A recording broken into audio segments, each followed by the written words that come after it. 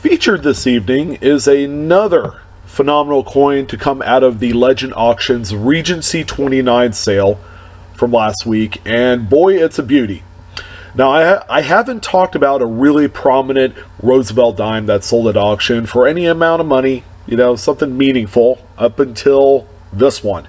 It's a 1959D, so it's a Denver minted Roosevelt dime that was graded PCGS Mint State 68, and it has the dubious distinction of having fully defined full torch lines. That's what the FT is on the slab label.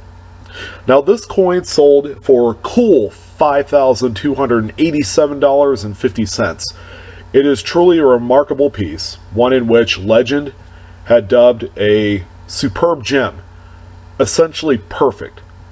It's pretty close. When something is Mint State 68, the coin is just about perfect. We all know that Mint State 70 is the top grade that you could get in any coin. Usually a coin of this age really doesn't, qualify for something of that grade type. It's extremely difficult. A lot of the coins come, with little bag marks and things of that nature as a way of the quality assurance at the time, plus also the handling through the banking system and the Fed Reserve. Very few of these were, left unscathed, up until this particular example here, which is all original, by the way. Take a look at the colored skin, that toning. This is a marquee example of a date that is so tough to find with full torch designation. Very commonly, do you find these with mushy details? It's a date that we just don't see. It's the same for Jefferson nickels. There's a reason why that full torch or full steps nickels are really tough to find in this date.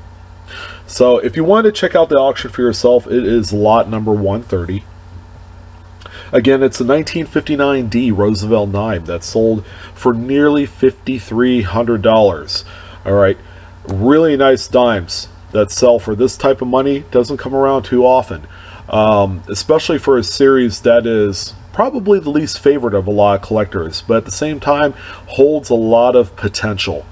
And I don't know if the US Mint decide to change the design of this coin, that'll make this particular design much more desirable in the future. Who knows? All I know is the US Mint is due for a redesign on the 10-cent dime, and you never know.